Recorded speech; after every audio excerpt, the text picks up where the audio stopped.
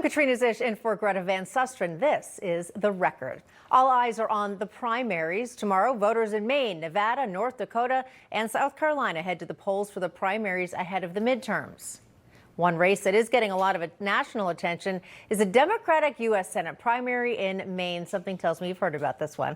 The two candidates in that race are David Costello and Graham Platner. Now, Platner embroiled in lots of controversy, from troubling reports about his alleged Nazi tattoo to hundreds of offensive Reddit posts to staff resignations, including his political director, to allegations of texting women sexually explicit messages while married. And in his latest blunder yesterday, Platner said this. If I had my way, elections would last 2 months. They would be publicly funded.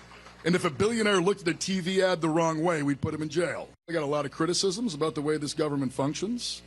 But in order for us to make it functional, we're going to have to do stuff. And you can't just go down there and be John Fetterman.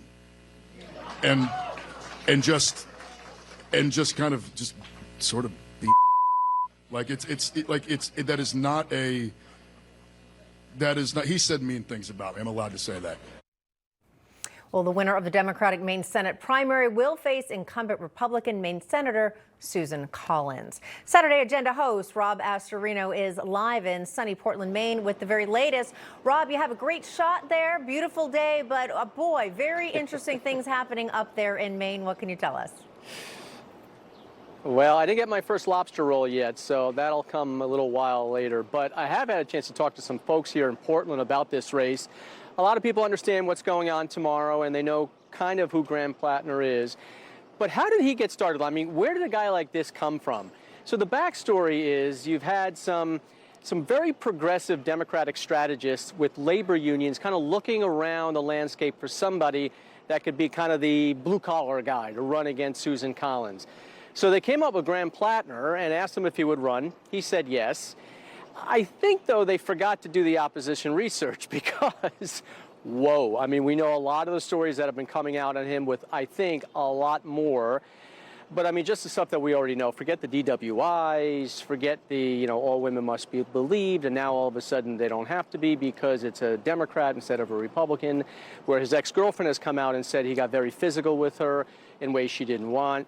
The crazy stuff from him saying, he did things to himself in a porta-john. I mean, these are like, we're not even getting into the Nazi stuff yet.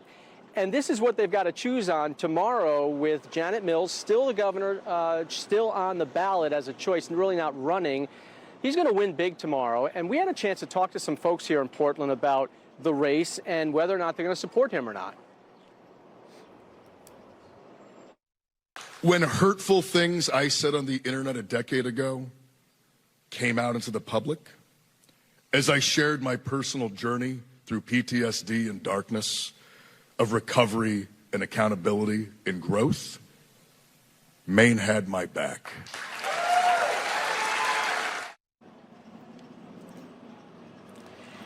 Well, we'll find out if Maine has his back tomorrow. Likely, in a primary, he's going to win. The polls are open anytime from 6 in the morning until 10 in the morning, depending on what town, up until 8 o'clock tomorrow night.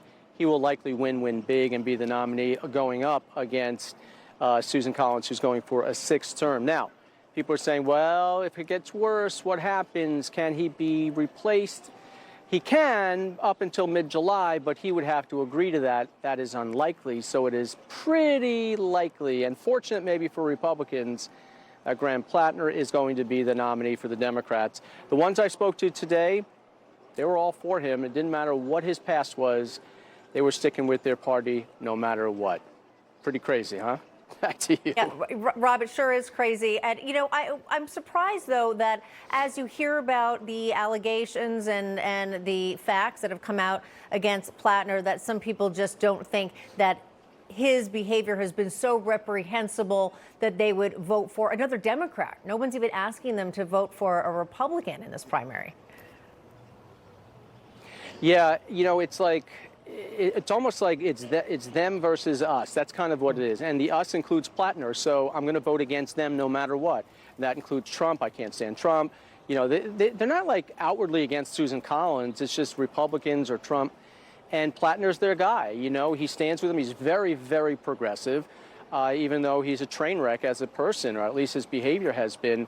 And so that's who they're going to stick with, at least those I talked to today. It didn't matter his personal misgivings as long as he's on their team. All right, Rob Astorino, go have that lobster roll, and thanks so much. All right, Thank CEO you. of London Global Strategies, Diana London, joins me, as well as Democratic strategist and attorney Jessica Ehrlich. Welcome to both of you. All right, Jessica, let's dive in here. I know you were listening to our friend Rob Astorino there talking about most people there in Maine. They're going to stick with their party. They're going to vote with their party, no matter what Platner has in his past, no matter what he has done that may be perceived as, I don't know, maybe not befitting of a future senator. Does that surprise you? It doesn't, in the sense that, first of all, it's very Maine to me. I mean, the voters in Maine are very independent. They've had independent voting for many, many years.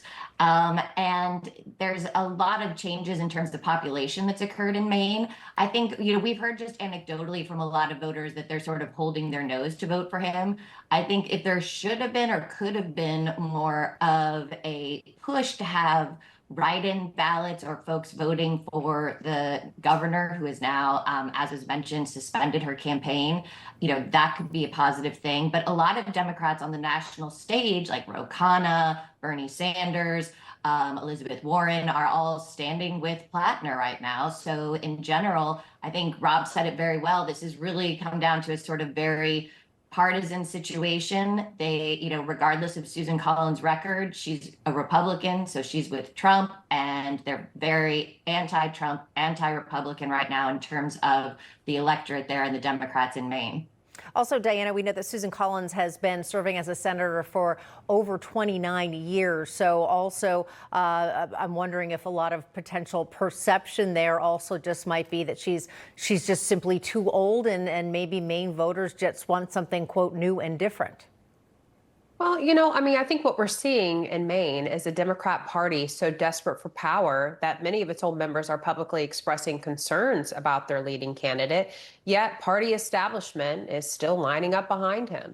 But voters are tired of one set of rules for political insiders and another for everyone else. Accountability matters, character matters, and voters deserve better. So tomorrow's Maine primary is about more than one state. It's a test of whether common sense voters are going to continue rejecting chaos, scandals, and radicalism that are taking over much of today's Democrat Party by rejecting people like Platner. And, Republicans have an opportunity to prove that voters want safe communities, a strong economy, affordable energy, and leaders they can trust. Now, Susan Collins they know who she is. They know how she votes. She's been with them for a long time. People really don't know who Platner is. So it'll be interesting to see how this turns out. Yeah, Jessica, I've heard some buzz throughout the day here that a lot of people, particularly Democrats, obviously, voting in their primary tomorrow, may be voting specifically because there's some level of excitement or buzz around Platner, even though in many ways it has been negative. Do you think that could actually help him tomorrow? And then if he does win this primary, do you think that could carry him far enough to beat out incumbent Collins?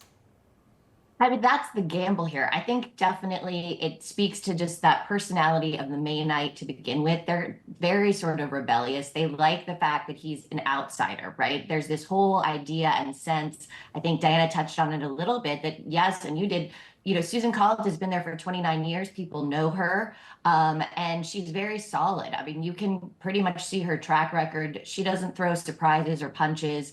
She's a solid senator, and you know which way she's going most of the time. Whereas Platner is sort of this rebel. He's got this story. He was able to create this buzz. He's got this sort of, far left and socialist things. He's really on the zeitgeist of where the fringes of the party that are trying to sort of take over. Lots of young people, those things are emboldened by. So for our primary purposes, that's great. But what happens when it comes down to the general election, and especially if more and more things about him start to come out? We've seen Susan Collins outperform in Maine over and over, which is why she's been reelected. Even when Trump, she outperformed Trump in the state. She's defeated Democrats before. So this would really be, I think, a test for her, but also to a larger extent on what we're seeing going on from the East Coast to the West Coast, with the party at large and with the dissatisfaction that voters are feeling. I think, whether it's dissatisfaction or whether it's just the left going further left to a very different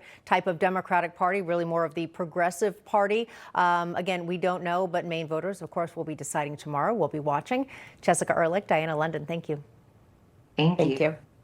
And coming up, President Trump rages about the Los Angeles mayoral election. Kevin Sorbo joins me to discuss. Plus, Minnesota Governor Tim Walz is the focus of a bombshell report from a top House committee. Wait till you hear these new allegations. That when the record continues. Stay there. All across the nation. So we heard a lot about Gaza recently. We're going to head down there, check it out. We're going to be doing our show right here from Minneapolis. People can't stop talking. I agree mostly with a guy from Newsmax. We're not all bad dudes. About Carl Higbie. Oh, yeah? What are you going to do? Will you come check it out of my ham? I'm going to eat half this plate during the break. Maybe I'll call the ICE hotline. I don't know if I'll have enough time. And Frontline. For the big news they need to know. Watch Carl Higbie. Frontline. To dream the impossible dream. To reach the unreachable star. World Cup champions. What? You think the U.S. is going to win the World Cup? Hey, you don't believe in miracles?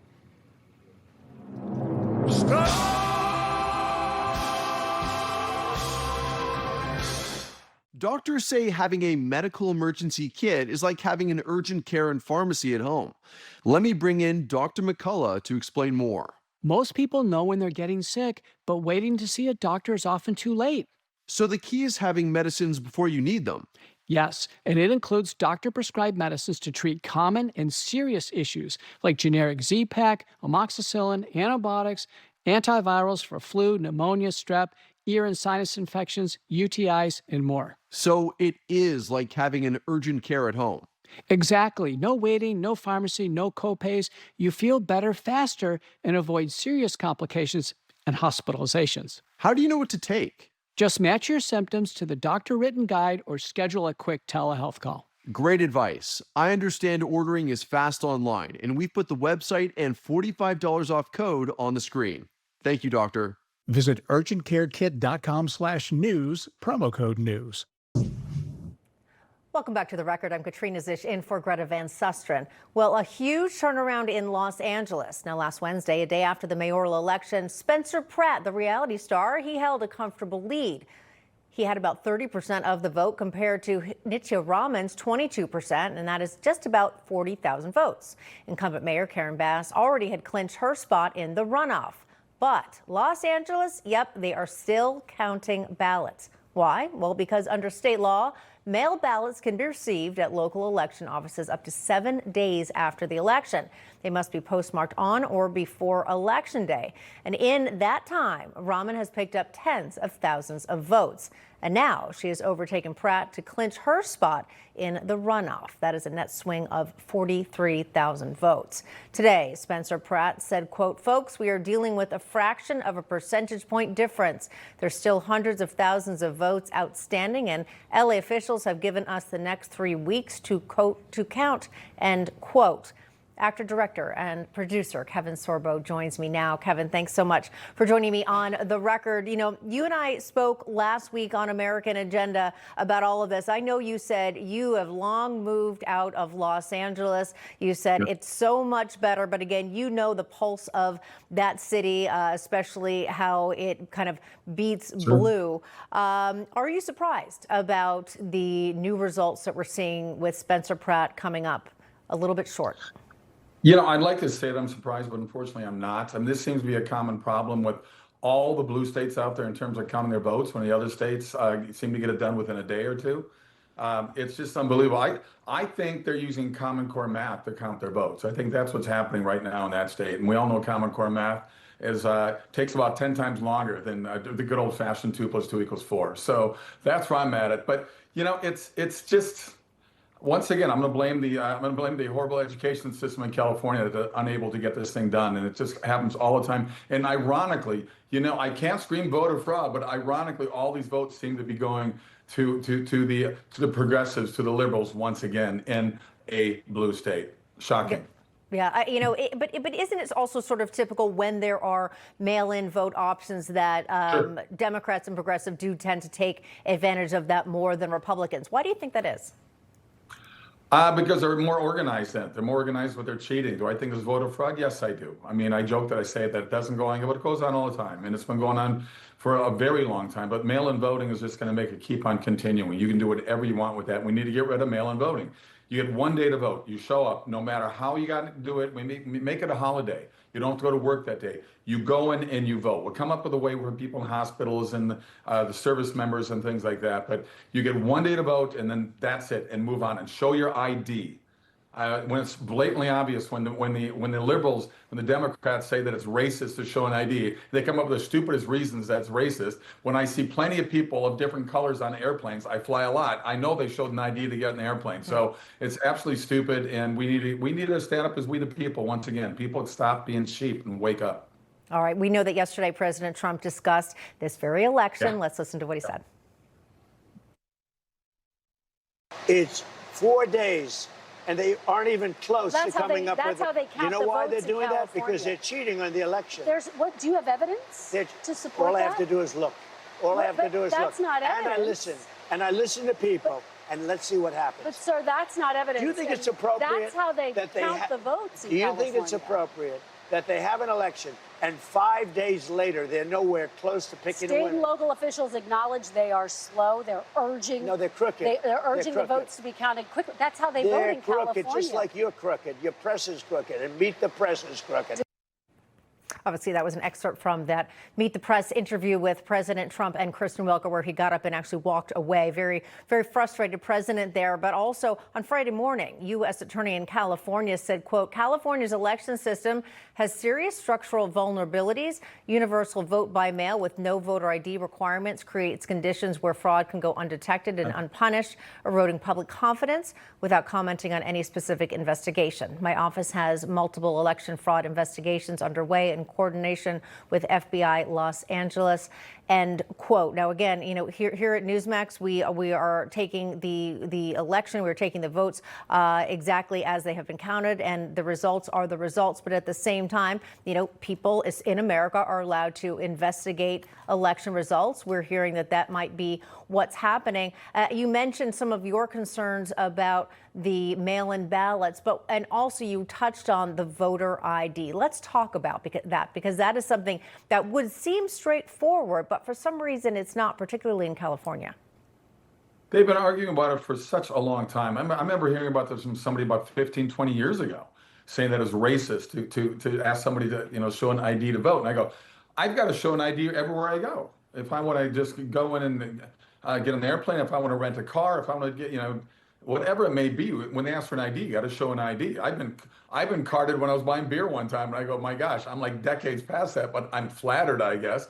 But to ask for an ID to vote for the largest, the most powerful position in the world, let alone America, it's absolutely ridiculous and ludicrous, and it's so blatantly obvious, like I said before, that this is what they're doing. They're doing it on purpose, and they're letting them get away with it. Show an ID, guys. What's the big deal? What are you hiding from when you argue against that? Because obviously they're hiding against the voter fraud that they're doing. All right, we're going to have to leave it there. Kevin Sorbo, congratulations on getting carded for buying beer. That's really impressive. You do look great. All right, thank you so much. Thanks, Katrina. Thanks. Okay, bye-bye. All right, well, it is being described as a bombshell report. Today, the House Oversight Committee released a more than 200-page report on fraud in the state of Minnesota. It is titled, quote, The Cost of Doing Nothing, How Tim Walz and Keith Ellison Fueled Minnesota's Fraud Explosion, end quote. One of the key findings is Governor Tim Walz and Attorney General Keith Ellison ignored warnings. The report says they were notified about fraud reports as early as 2019. But this is what Walz told the House Oversight Committee back in March. Governor Walz, when did you first become aware of the fraud in feeding our future? A specific date, please. Well, Congressman, it's good It's good to see you. And having served in your job for 12 years, I can tell you my job is a little different as governor. For 7 years, I take a lot of meetings.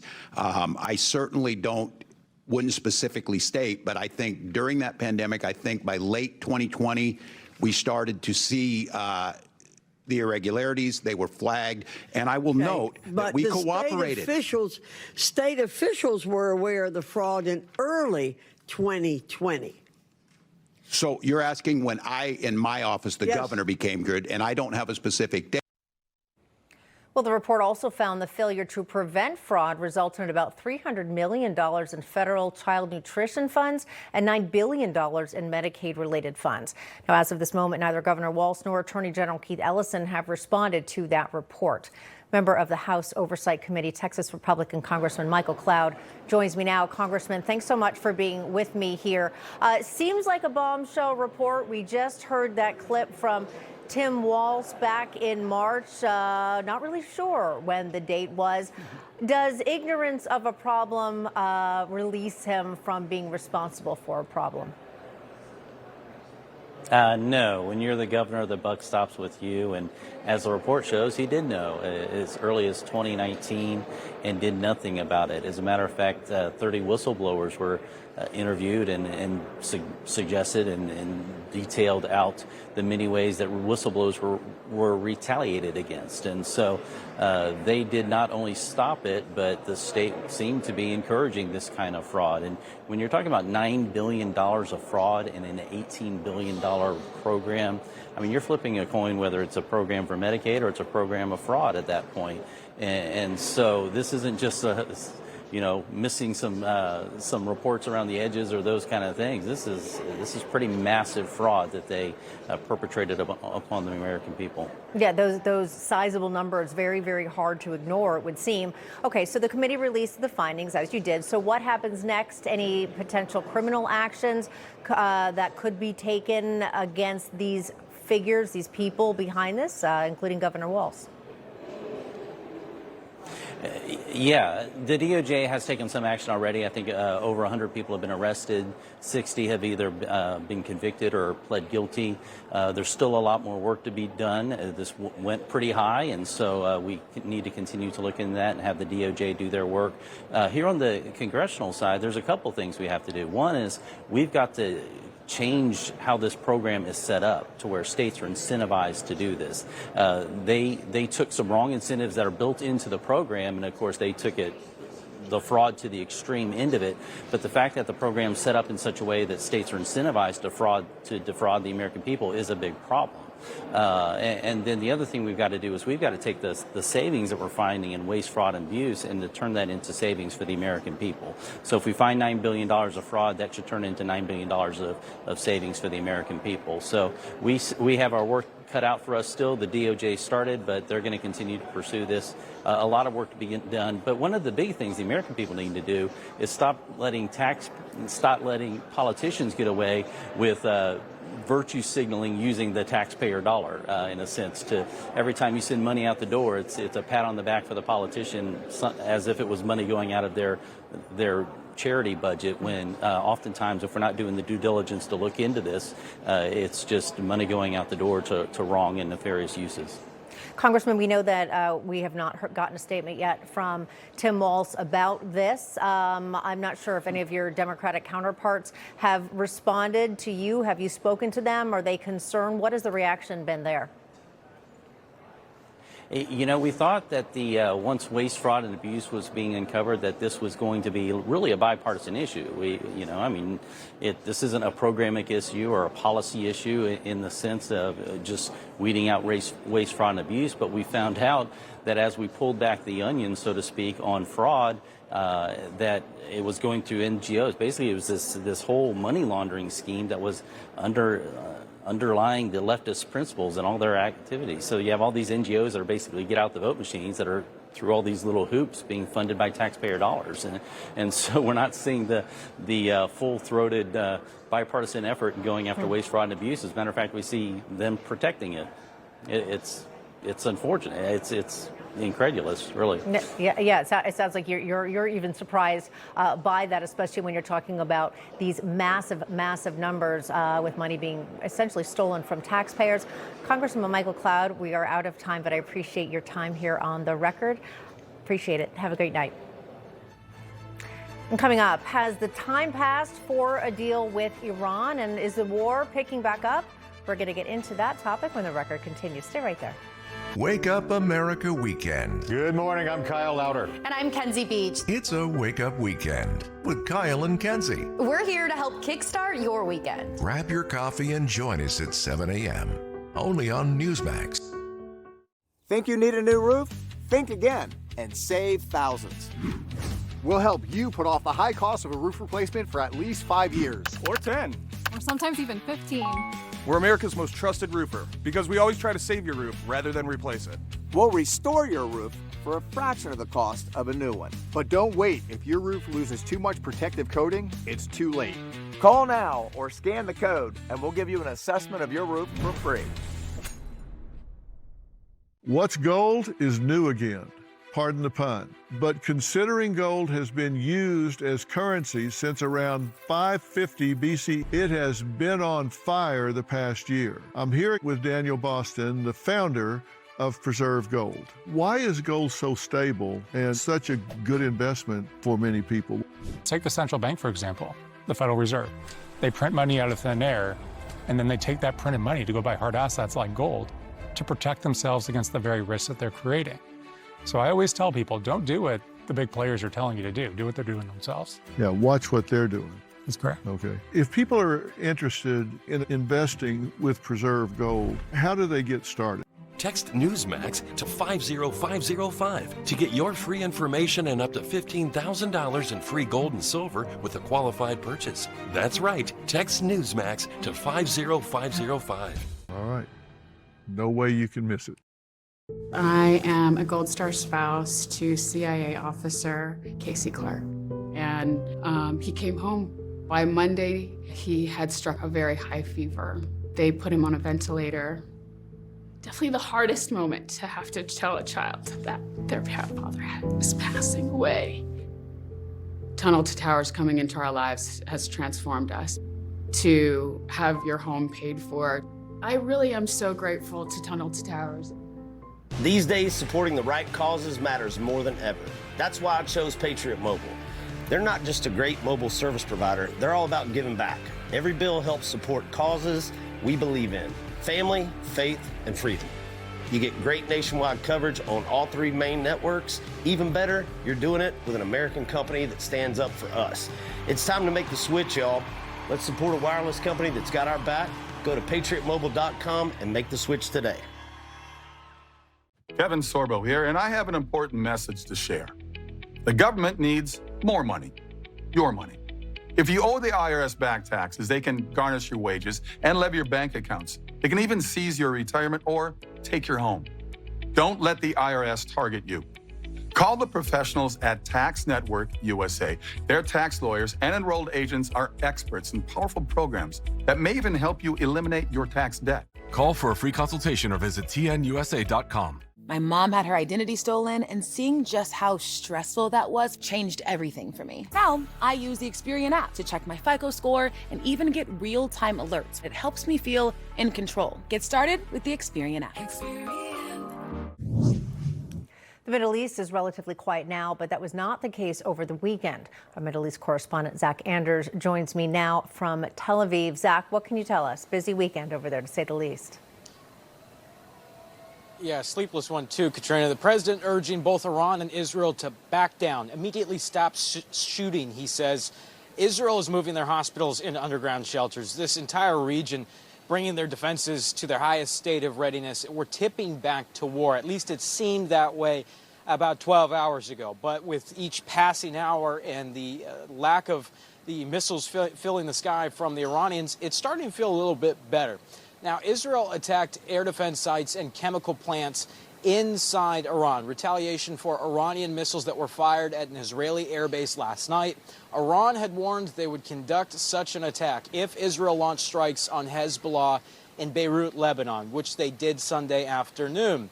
Jerusalem says they're not going to tolerate Hezbollah attacking their country from anywhere in Lebanon, and that Beirut cannot remain a safe haven for the terror group. The IDF reports 17 Israeli soldiers have been killed since the ceasefire with Hezbollah went into effect in mid-April. But it really wasn't a ceasefire with Hezbollah. It was a ceasefire between Israel and Lebanon. Hezbollah was never party to the agreement. They're still operating as this massive autonomous terror group inside Lebanon. Now, in an evening address, Prime Minister Netanyahu made clear that the fight with both Hezbollah in Lebanon and the regime in Tehran is not over, he says. He says that they're going to retaliate against any further Iranian missile fire. And Israel's defense minister tonight warned again that their stance remains the same. A Hezbollah attack into northern Israel will elicit an Israeli strike in Beirut. And Iran warns that their next attack will also predicate whether or not Israel strikes Beirut. So we're exactly where we were on Sunday night. But it looks like right now we've been able to see the White House coordinate on both sides, everybody stepping back. It's been more than 12 hours since the last Iranian missile attack into Israel. We saw some 30 come into Israeli airspace today, and it wasn't just Iran, it was the Houthis in Yemen as well. And it's been more than 5 hours since the latest Hezbollah warning for a drone alert in northern Israel, that drone was in Israeli airspace. So things have quieted down quite a bit, but we still feel like we're just right there on the edge, that things could explode at any moment. Again, the IDF warning that they will attack Beirut again if Hezbollah attacks them, and Iran saying they'll launch missiles into Israel if Israel attacks Beirut. Live in Tel Aviv, Zach Anders, Newsmax. All right, Zach Anders, stay safe. We appreciate it. Former U.S. Ambassador to NATO, Kurt Volker, joins me now, as well as former U.S. Deputy Military Representative to NATO, General Blaine Holt. Welcome to both of you. Ambassador, I'm going to start with you here. So what comes next here? It sounds like a literal powder keg over there, according to our correspondent, Zach Anders. Do you anticipate there will be more strikes between Iran and Israel, or do you think it's quieted down for now? Well, I think, as your correspondent just said, this is really on edge right now. It's a tinderbox.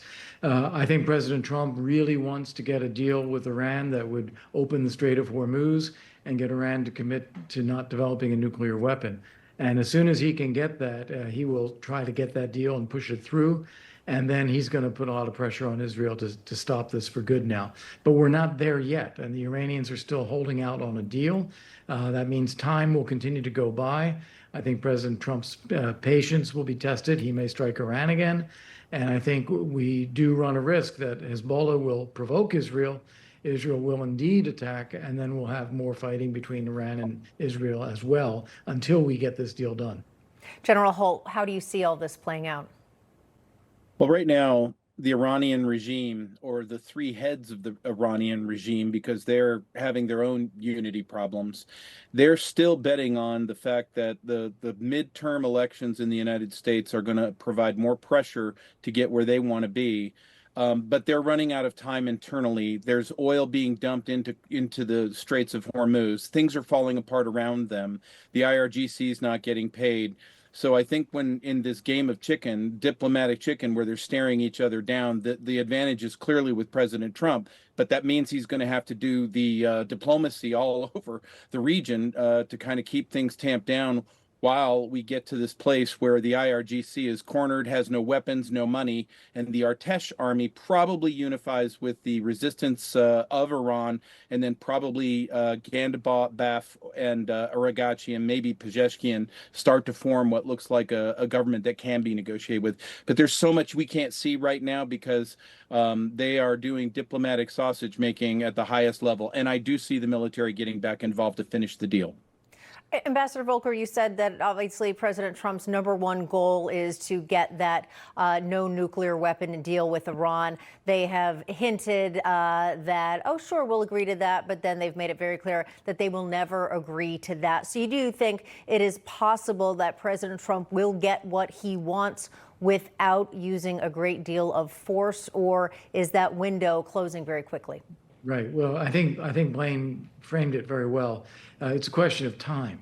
I think President Trump can get something that he will find acceptable, which is a commitment not to have nuclear weapons and a moratorium on any kind of enrichment or possession of enriched uranium for a long period of time. We keep negotiating beyond that point. So I think he can get that if he's willing to wait, if he's willing to keep this pressure on, keep the financial pressure on the regime, even if it does bring us closer to the midterms. But I think he can get that. General Holt, how long do you think President Trump is willing to wait? How long do you think it's going to take? I know that is the ultimate crystal ball question at this time. Yeah, I think in days you'll start to see some movement and probably a directional shift from our side. You might even see some military action like securing Carg Island. But I think the president's ready to wait this out right on through the summertime. There's no question that he's going to see this through because he sees what the threat could be for our grandchildren in the future. This isn't about midterms and gas prices. This is about an Armageddon-bound group of terrorists that would be revenge-minded forever. He has to finish here, and he will. You're saying he's playing the long game here. All right. Ambassador Kurt Volker, General Blaine Holt, we appreciate it. Thank you. Thank you. Well, 3 U.S. citizens, including a former U.S. Navy sailor, were arrested on Friday and charged with plotting to support ISIS. According to the Department of Justice, all 3 defendants provided over $2,000 to a person they believe was an ISIS member. The individuals also expressed their interest in attacking Americans, one saying he always wanted to, quote, kill a female soldier by beheading. That same defendant added, quote, I wish I could kill 300 million Americans, end quote. The former U.S. Navy sailor allegedly proposed using drones to target U.S. Special Forces. Acting Attorney General Todd Blanche says these arrests make it clear that the U.S. is committed to taking down terrorist locations or networks in any location. And coming up, what scientists are learning about catching Alzheimer's sooner and fighting it better. That when the record continues. Greg Kelly over at Newsmax. The Newsmax people have been really terrific. Newsmax has been terrific. President Trump is right. Millions are watching Newsmax and Greg Kelly. Tune in tonight. All the plants your yard needs, without the hassle. That's what FastGrowingTrees.com delivers. From privacy and fruit trees to shrubs, flowering trees, houseplants, and more. Straight to your door. Fast Growing Trees has more plants than you'll find at a garden center. And every tree comes with our Alive and Thrive guarantee. Get the plants you want and the results you'll love at FastGrowingTrees.com. Save now on your best yard. This is the story of the one who knows half-baked preparation leads to downtime that could bring the whole workday to a standstill. That's why she relies on Grainger. With professional-grade products and next-day delivery, Grainger helps ensure her team, and a whole lot of donuts, make every day a little sweeter. Call, click Grainger.com, or just stop by. Grainger, for the ones who get it done. Relay gives us visibility into not just the amount of money we have, but the work that it's doing, and it gives us something to build toward. It's a game changer for me. Over time with Relay, it made everything much easier. Every day, bumps and bangs happen. Bruises are optional. Use daily dermatologist-recommended Dermend and reduce the appearance of bruises. Get Dermend Moisturizing Bruise Cream in the first aid aisle. Stop. Check this out. Our most advanced performance frame, Talon, is out. It's a bestseller. We just got it back in stock, and I want to show you a little bit about it. These come with our signature loss and broken protection, and you can try them risk-free for 30 days. Check them out at ShadyRays.com. It's 2 a.m., your fever spiked, and you're miserable. Here's your options. Urgent care, closed. ER, slammed, and you'll spend hundreds of thousands in both. Telehealth, yeah, but the pharmacies are closed. That's the reason why we keep emergency medical kits at home. It has doctor-prescribed medication like generic Z-Pak, amoxicillin, other antibiotics and antivirals. You can treat flu, pneumonia, strep, sinus infections, UTIs, and more. Because if you're sick in at night, traveling or stranded, you don't want options. You want what is inside this kit. No waiting, no pharmacy, and no copays. Just schedule a quick telehealth call. And that's how you feel better faster and avoid serious complications. Every family should have this kit, and here's how to order yours. Order online in minutes and use the promo code to save $45. Your doctor-prescribed kit ships fast to your door, packed with medications to treat over 30 conditions. So when something hits, you're ready. And a wellness company telehealth doctor is always there if you need guidance. It's time to bring your vision to life at Cabinets to Go, where you'll find our best-selling collections at 45% off. From Harbor Town White and Nantucket Fluff to Spring Hill Hickory, Montpelier Sage, Annapolis Blue, and Chalet White. In-demand collections up to 45% off now through June 9th. Shop and save on our most popular styles in showrooms nationwide or online. Only at Cabinets to Go, designed to wow. 3 new Alzheimer's research studies offer new hope and early detection and also treatment. One study out of Sweden found a blood test may be able to detect and determine how far the disease has progressed. Researchers say this test is comparable to PET scans and spinal taps. The test would offer a more affordable and less invasive option for people. Meanwhile, another study heavily focused on genetics. International researchers have identified nearly 50 new genes linked to Alzheimer's. The study found that inflammation, immune system function, and other biological pathways may play a larger role in the disease. And now scientists say they hope the new genetic findings will lead to treatments that go beyond slowing symptoms down.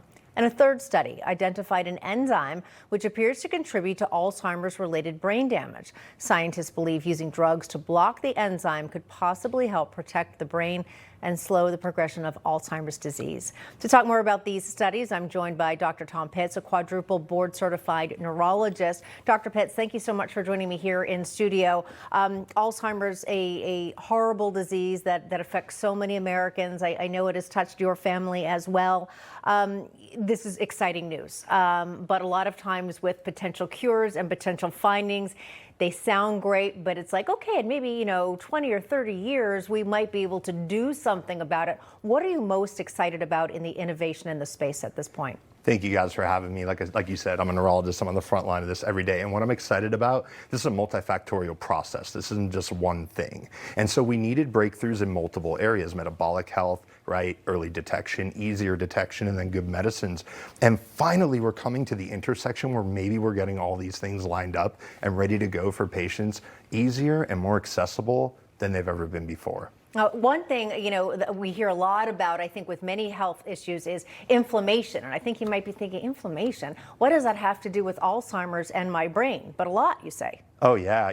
We used to think, okay, Alzheimer's, what was that? When I went to medical school, it was protein on every test. As soon as you saw protein, that was the answer. And yes, they build up. But what we're learning is they draw in the immune system, which may be a more damaging arm than the protein themselves. Like we see in viral illnesses, even in COVID. The virus itself is kind of wimpy, but it invites a damaging immune system. And over time, especially when we didn't have early detection, that lingered longer. And we found that the inflammation might be dealing more long-term damage than the proteins themselves that are drawing it in. Now, a lot of the drugs that we hear about today, they maybe simply prolong someone's life by a very short period of time, possibly not adding any quality of life. But these new innovations could completely change that paradigm, right? Yes, they're going to help our older medicines shine a little more, and they're going to invite new medicines. How are they going to help the older ones shine? We were bringing them in late in the game. We had late stage testing. So by the time you got on board, it's like finding cancer, unfortunately, like in stage 4. Chemotherapy really shines in stage 1, right? So with earlier testing, these medicines that we're having to lift a heavier load, Leqembi, Kinsula, they're going to be able to shine more because they're going to get on board earlier. And then with the inflammation, as you mentioned, we have another arm to attack. So by modulating the proteins with the existing medicines with earlier detection, and then mitigating the inflammation with newer medicines that we found through the STING protein, through the studies we're referencing, hopefully we'll get that combination like we talked about and knock this thing out for people, hopefully. We're also hearing a lot of reports that GLP-1s, of course, the Ozempic and Mounjaro type of medications that people are using to treat obesity also could be very helpful with the inflammation. So I want to get your thoughts on that, but also more broadly, if someone feels that they or a loved one may be having some symptoms of Alzheimer's, or maybe they're just very concerned about it, maybe it runs in their family, what's the number one thing they should do? Well, I think, the GLP-1s are super exciting, right? Because we now know that metabolic health, as someone who thinks about guarding nerves all day, lipid management is vital. And you can't be healthy neurologically without being healthy metabolically. And so I think by targeting these things, and mark my word, GLP is going to be number one.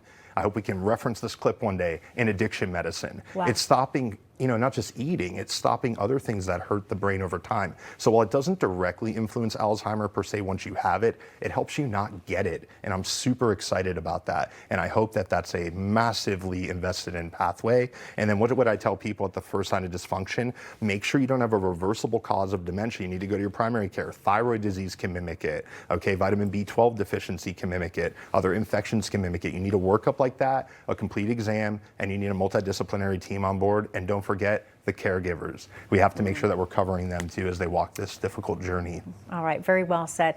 Dr. Pitts, we appreciate it and thank you for all of your work in this field. Again, thank you for having me. I love sharing good news. All right, that's great. All right, speaking of good news, today is Game 3 of the NBA Finals between the New York Knicks and the San Antonio Spurs. Good news if you're a Knicks fan. Start guessing who is set to attend the game. Lots of big names. We're going to tell you who they are when the record continues. Stay right there. For pain in multiple spots like here, here, or here, Salonpas patches stick firmly and remove comfortably once your pain is gone. Salonpas. It's good medicine. People always ask me how I stay ready, how I stay consistent, how I lock in when it actually counts. Again and again. It's the work you do before anyone's watching. They think I must be on something. Maybe. It's pure, it's potent. It's all me. Something that never lets me down. Armra. I'm on it. Have you ever thought of getting a walk-in tub for you or someone you love? Now is a great time to take a look at getting a Safe Step walk-in tub. With Safe Step's standard heated seat and new fast fill faucet, you can enjoy a nice warm bath up to 20% faster. And the convenient touchpad control is right at your fingertips. Each tub comes standard with a dual hydrotherapy system. The 10 water jets can help increase mobility, relieve pain, boost energy, and improve sleep. While the MicroSoothe advanced air therapy system oxygenates and softens skin. Safe Step walk-in tubs are built to maximize safety so you can stay in your home and enjoy the comforts of bathing again. So call now for more information and a free no-obligation consultation. When you call today, you'll also receive our limited time offer. Don't wait to enjoy safer bathing.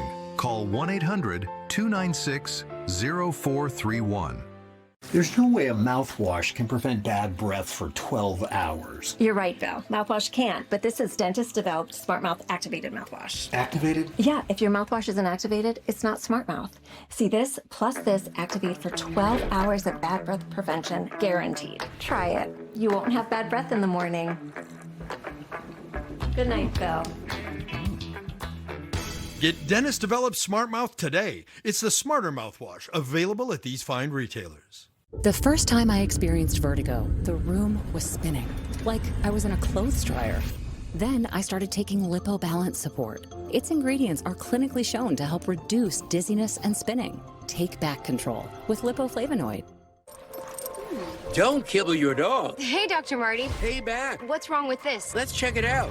It's still kibble, which means they're ultra-processed. At Dr. Marty, we freeze-dry premium meats, fruits, and vegetables, and it's available at your local pet store. 1 second, Grandma. This guy's gonna buy my car. Okay. You need Carvana. Entering plate number. No accidents, right? No. Generating offer. Carvana can pick it up tomorrow. That's an amazing offer. Sell your car the easy way with Carvana. Welcome back to The Record. I'm Katrina Zish filling in for Greta Van Susteren. Well, right now in New York City, security ramping up everywhere. Why? Well, tonight is Game 3 of the NBA Finals between the New York Knicks, the San Antonio Spurs at Madison Square Garden. President Donald Trump is set to be in attendance. He is a longtime Knicks fan. He's a New Yorker. And after his attendance tonight, he will be the first ever sitting president to attend an NBA Finals game. History in the making. Joining me now, sports editor for Daily National, Mike Bako, and retired special agent in charge for the United States Secret Service, Frank Loveridge. Great to have you both with me here. Lots of bases to cover tonight. We've got the sports, we've got the security. Frank, I'm going to start with you here. Big security lift tonight, but if anyone can do it, it is the NYPD. Let's start by listening to what NYPD Police Commissioner Jessica Tisch had to say about the city's security measures. In the area around Madison Square Garden, the NYPD will establish a security perimeter that runs from West 30th Street to West 35th Street, between 6th Avenue and 8th Avenue. Starting at 4 p.m., no one will be allowed inside the secured area unless they have a ticket to the game, a train ticket, they are going to a business inside the area, they have credentials, or they have some other authorized reason to be there. Everyone entering the secure area will be screened by the New York City Police Department. There will also be TSA-style screening for fans attending the game. Now, from the standpoint of the Secret Service, what would be the biggest security concern here? Is it that it's in New York City? Is it that you don't know the names and the profiles of all the people who will be there? How would you be looking at this event tonight? Well, I would say, first of all, starting off the New York City field office, we've worked with the NYPD. They're the most amazing police force to work with. 35,000 officers out there. They bring in the officers into Times Square every year. They make it safe. We work at the UN General Assembly with them every year, where we bring in 150 heads of state, bring them in and out safely. Amazing to work with. And they've done this before, so they're going to do a great job on the perimeter.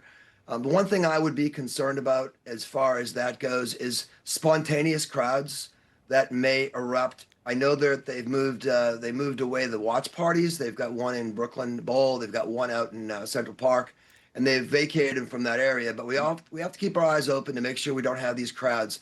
One thing to remember is that this was teased on the 3rd of June, on Wednesday, President Trump, and then he said he was going there on the 5th of June. That doesn't give an adversary too much time to plan an attack against such a solid defense that we're going to have out there that day. If you look at everything that's shut down, we've got Coast Guard assets out there on the water. We own the air above the venue with our anti-drone capabilities, our drone capabilities, and our combat air patrol.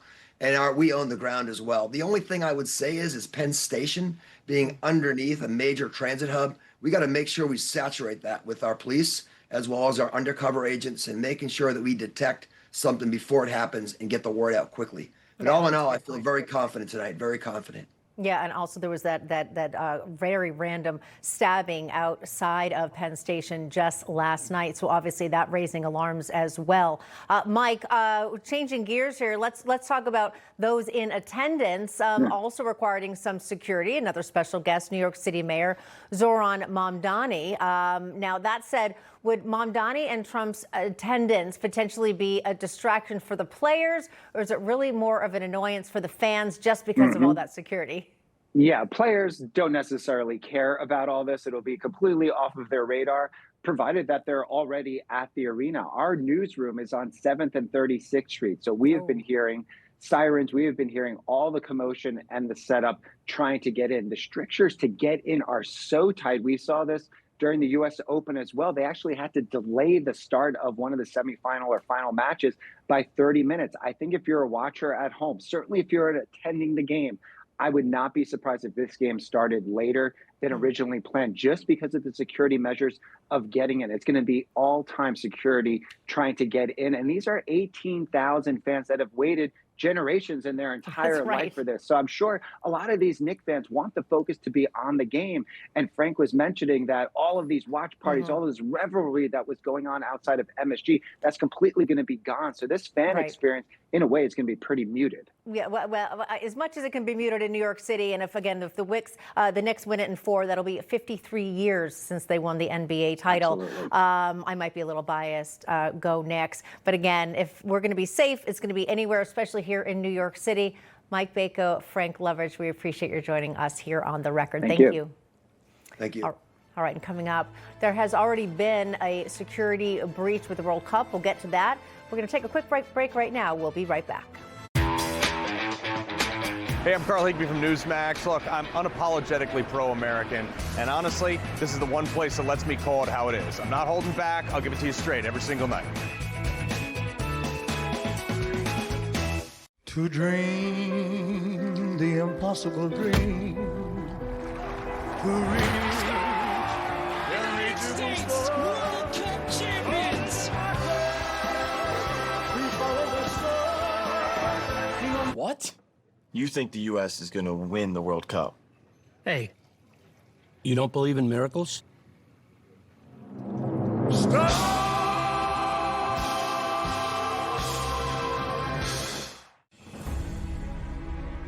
Sir, he's here to see you. So, are you ready to join forces? PCMac provides complete protection for your computer and smartphone against malware and ransomware, and it's 100% American-made and supported security. Today, Cyberman and his unknown partner delivered a massive victory, protecting homes, businesses, and federal devices from ransomware. Get protected now at PCMatic.com. What if you're sick at home or traveling and can't get medical help or prescriptions? Doctors say a medical emergency kit is the answer. Joining me is Dr. Drew. Thank you. And yes, these kits put you in charge of your health.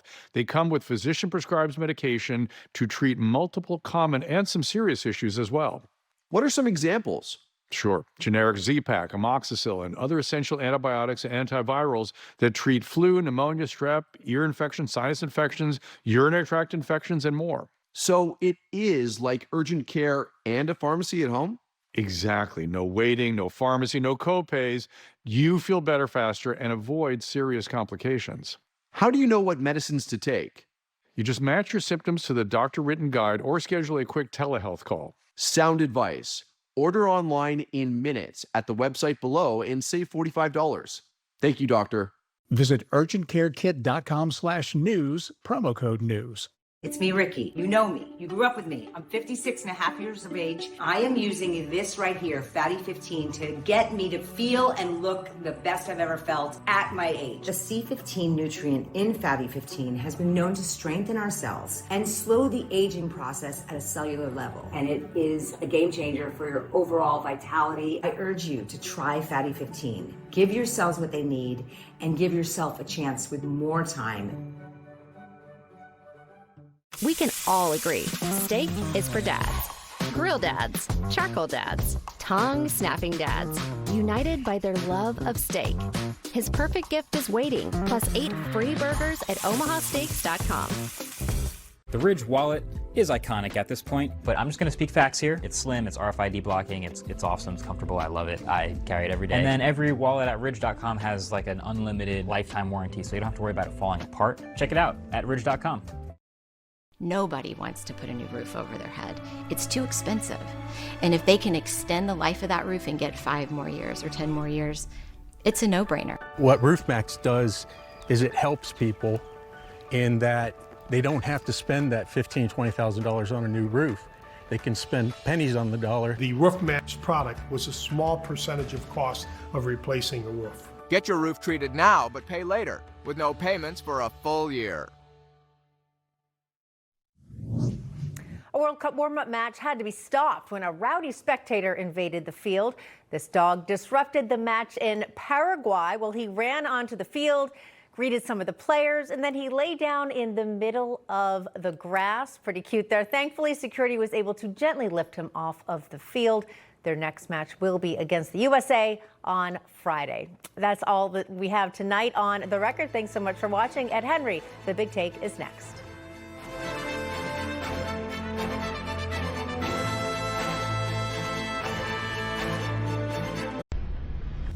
Information. Truth is freedom.